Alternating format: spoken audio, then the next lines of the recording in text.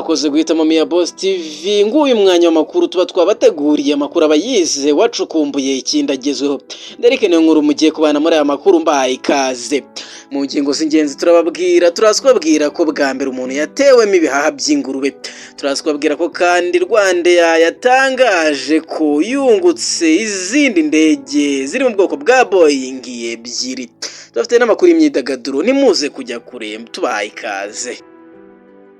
Nshuti bakunzi ba Mia Boss TV munyemerere duhere kuri iyi nkuru ivuga ko bwa mbere umuntu yatewemo ibihaha by'ingurube umugabo w'imyaka 39 yahawe ibihaha by'ingurube mu bitaro bya Guangzhou Medical University abimarana iminsi 9 igikorwa kibayeho bwa mbere mu buvuzi uyu mugabo yarasanzwe afite ikibazo cyo kuvira imbere mu mubiri byatumye ubwonko bwe bupfa ibindi bice bigikoreshwa n'imashini uyu mugabo yahawe ibihaha by'ingurube hagamijwe ubushakashatsi umuntu wapfuye ubwonko ntaba kibashije gukira kuko ibice byinshi by'umubiri we bitangira kugenda bipfa kimwe ku kindi gusa uyu mugabo umutima we warugikora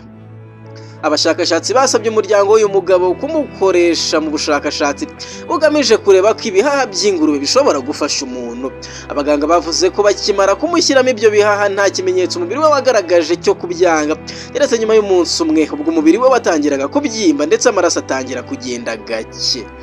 abaganga bakoze ibishoboka ngo bakomeze bagabanyirize ibyo bihaha ibyago byo kutakirwa n'umubiri gusa birangira bafashe umwanzuro wo kubikuramo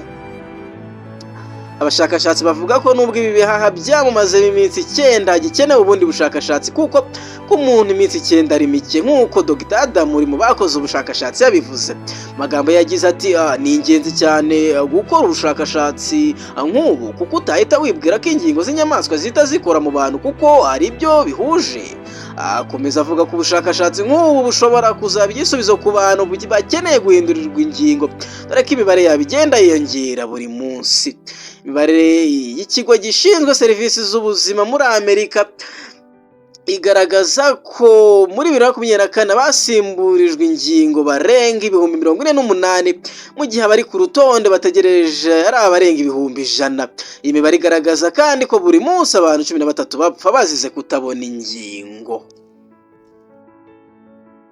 Nshuti bakunzi ba Mia Boss TV munyemere dukomeza n'amakuru yacu tubabwire ko Rwanda yungutse izindi ndege ebyiri zo mu bwoko bwa Boeing Sosiyete Nyarwanda ikora ubwikorezi bwo mu kirere Rwanda yatangaje ko mu mubare w'indege yari ifite yongeyemo Boeing ebyiri amakuru Rwanda yashyize hanze ku 27 Kanama 2025 avuga ko imwe muri izi ndege yageze mu Rwanda mu ntangiriro za Kanama 2025 ndetse yatangiye gukora ingendo mu gihe indi yahageze mu ijoro rishyira kuri uyu wa gatatu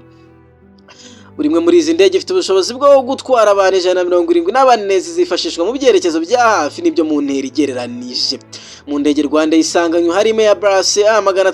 A330-300 ndetse n'izindi zitandukanye mu kiganiro igihe herutse kugirana n'umuyobozi mukuru ushinzwe ubucuruzi muri Rwanda ya Fraud yari yakomoje kuri izi ndege ndetse avuga ko ari indi ndege ya Airbus sosiyete izabona mu minsi ya vuba magambo ye yagize ati Airbus yakaniraje mbere y'uko uyu mwaka urangira turi guteganya ko Airbus yakane izagera mu gihugu muri Kanama ibikenewe byose birimo gutunganywa ariko iyo ndege ya kane siyo ya nyuma icyo gihe kandi hari izindi ndege za Boeing 737 ebyiri ziziyongera muri Kanama na Nzeri bivuze ko mbere yuko Nzeri irangira ya Airbus 334 izabe yinjiye mu bubiko bwacu bw'indege turitegura kandi dufite icyizere ko umwaka utaha bizaba byakemutse uruhare rwacu mu gutwara abagenzi tugiye kongera seat kilometer hagati ya miliyoni 100 kuri miliyoni 500 kugera kuri 600 zisanzwe bikaba bingana n'izamuka rya 15 kugeza kuri 20% nubwo bikiri munsi y'icyifuzo cy'isoko nibimara kugera indege zacu zizaba zimaze gufata igice kinini cy'amasoko ya Afrika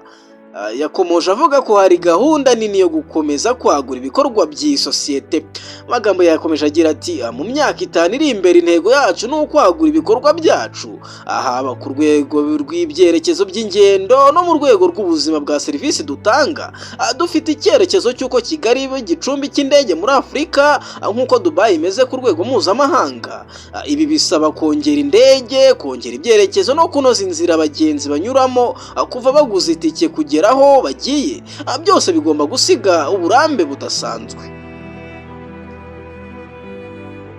Nshuti bakunzi ba Boss TV, tugana ku musozo ntitwasoza tutababwiye imwe mu nkuru mwari mutegereje. Bamwe mwarasenze, abandi muririza musengera abasore banyu ngo barekurwe. Aba n'abandi barimo Rugaju Rigani, Kalisa Jonjini wahoze ashinzwe umutungo wa PRFC, kimwe na Mugisha Frank Jangwani asanzwe ari umuvugizi w'abafana ba PRFC. Abo bose ari batatu bakaba barekuwe, bivugwa ko bari hanze ubwo basenze Imana yabumvishe. Uyu ni nawe musozo w'amakuru twari twabateguriye. Reka tuzasubire ku munsi w'ejo. Reka mbifurize impagarike n'ubugingo, Uwiteka akomeza abandindire. Ndabashimiye, nderekene inkuru.